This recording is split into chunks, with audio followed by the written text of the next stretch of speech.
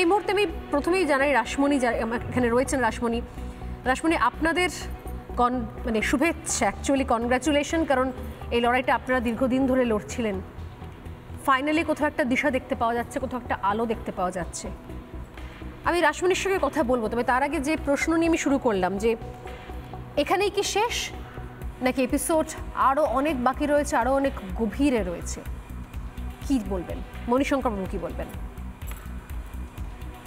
বলি, দেখুন, ব্যাপারটা হচ্ছে যে আজকের যে অর্ডারটা হয়েছে, আদেশটা দিয়েছেন বিচারপতিরা আদেশ ভুল দিয়েছেন এটা বলার তো আমার ধৃষ্টতা নেই, কিন্তু এই আদেশ নিয়ে অনেক সময় যারা অ্যাপিল হয় সেখানে কোন কোন আদেশগুলো ঠিক নয় এই নিয়ে কাটাছেঁড়া হয়, এবং এই সম্পর্কে বলার অধিকার আমার আছে। কিন্তু আমি বলবো আজকের আদেশটা খুব একটা আনএক্সপেক্টেড নয়, এক্সপেক্টেড ছিল। আপনি যদি দেখেন, আমি আপনাদের এখানে চ্যানেলে অনেকবার বলেছিলাম যে প্রাইমা ফেসি করাপশনটা কোনো সময় বলতে পারবে না এই সরকারের হয়নি, আমি আগেও বলেছিলাম হয়েছে। কিন্তু আমার যেটা মনে হচ্ছে যে অর্ডারটাতে একটুখানি হতাশ হলাম এই কারণেই যে অনেক স্কুল আছে যেখানে এই প্যানেল বাতিলের ফলে সেই স্কুলে হয়তো আর কোনো টিচারই নেই, সেইখানে স্টুডেন্টগুলোর কি ভবিষ্যৎ হবে। তারপরে যদি ধরা যাক যে এত পোস্ট ভ্যাকেট ছিল, সবগুলো যদি চলে যায়, অনেক স্কুলের টিচার না থাকলে সেই স্কুলের সিচুয়েশনটা কিরকম হবে, এইগুলোকে একটু ভাবা উচিত ছিল। কেন বলছি, আমার মনে হয় বললে ক্লিয়ার হবে না, সরকারের ভাবা উচিত ছিল। আমার মনে হয় চাকরি এতদিন ধরে দেওয়া হয়নি কেন, এই মুশকিলটা হচ্ছে না কেন বলতে দেবেন। তবে না, আপনি বলছেন কি হবে তাহলে সেই সমস্ত স্কুলে? কনক্লুড করতে দিন, তাহলে আপনি বুঝতে পারবেন। ব্যক্তি যদি একদিনও পড়ায় কোন স্কুলে, আমার মনে হয় একটা গোটা প্রজন্ম ধ্বংস হচ্ছে। আমি ওটাকে সাপোর্ট করছি, আপনাকে কে বলল? আপনি শুনুন। না, আপনি বলছেন তাহলে কি হবে, স্কুলের কি হবে? টিচারদের চাকরি চলে গেল। আমি বলছি যে আমি যদি অযোগ্যতা আইডেন্টিফাই করতে পারি, যোগ্যতা আইডেন্টিফাই আমি করতে পারবো না, এটা কোনো কাজের কথা না। আমিও যোগ্যতা নিশ্চয়ই আইডেন্টিফাই করতে পারতাম। একই সঙ্গে এদেরকে অ্যাপয়েন্টমেন্ট দেওয়া হোক, এদের অ্যাপয়েন্টমেন্টটা বাতিল হোক, এই অর্ডারটা হলে মনে হয় ভালো হতো। কারণ কেন, এরপরে যে যারা এতদিন ধরে আন্দোলন করলো, তারা কি শুধুমাত্র যাদের চাকরি যাক এই নিয়ে আন্দোলন করেছে? তারা আন্দোলন করেছে তারা যোগ্য প্রার্থী তাদের চাকরিটা হয়। আজকে ফ্রেশ সিলেকশনের কথা বলেছে, ফ্রেশ সিলেকশন হলে আবার নোটিফিকেশন হবে, আবার পরীক্ষা দেবে। এরা যে ওই প্যানেলে যোগ্য ছিল, চলেই তো গেল। তাহলে এতদিনের যে প্রক্রিয়া, এত আন্দোলন, এত টিভি চ্যানেলে দেখানো, এত অ্যাডভোকেট, এত মামলা, এত শুনানি, তার ফলটা কি হলো? দেখুন, আপনি যদি ব্যঙ্গ করে বলতে চান না কেন যে এত আন্দোলন, এত টিভি চ্যানেলে দেখানো, এত মুখ দেখানো, আসলে বিষয়টা হচ্ছে রিপাবলিক বাংলা এদের কথা না বললে এর আগে কেউ বলেনি কখনো। রিক্রুটমেন্টে কোথাও কোনো বাধা নেই, বারবার করে বলা হয়েছে, আজও বলেছেন আইনজীবীরা, কোথাও রিক্রুটমেন্টে কোনো বাধা ছিল না। যখন প্রশ্ন করা হচ্ছে এদের চাকরি, এই দিনটা দেখতে হলো কেন বলতে পারেন মণিশঙ্কর বাবু? এই দিনটা কেন দেখতে হলো? এত চুরির চাকরি দেখতে হলো কেন? আজকে এত কোর্ট কাছারি করতে হলো কেন? আজকে এনাদেরকে টিভি চ্যানেলে মুখ দেখাতে হলো কেন? এর আগে তো হয়নি, বাম আমলে তো হয়নি, লোকে চাকরি পরীক্ষা দিয়েছে, চাকরি পেয়েছে, বাড়ি চলে গেছে। বলছি যারা অন্যায়ভাবে চাকরি পেয়েছে, যাক, জেল হোক, ফাঁসি হোক, টাকা ফেরত দিই, সব হোক, কিন্তু সত্যি যারা যোগ্য প্রার্থী, বিকাশবাবুকে চ্যানেলে ধরেছিলেন, তারাকে যখন প্রশ্ন করা হচ্ছে এরা কি চাকরি পাবে, এর উত্তর তিনি কোনো দিতে পারছেন না।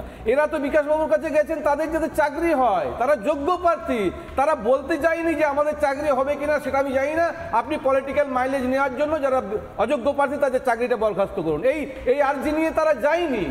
ফলে আমার কথা হচ্ছে যে চাকরির ভবিষ্যৎটা কি, অ্যাপয়েন্টমেন্টের ভবিষ্যৎটা কি? আজকে যদি সরকার মনে করে আমি অ্যাপয়েন্টমেন্ট এখন করব না, সেটা কি জোর করে মানে আদালত করাতে পারবে? আমার প্রশ্ন কি বলছেন আপনি?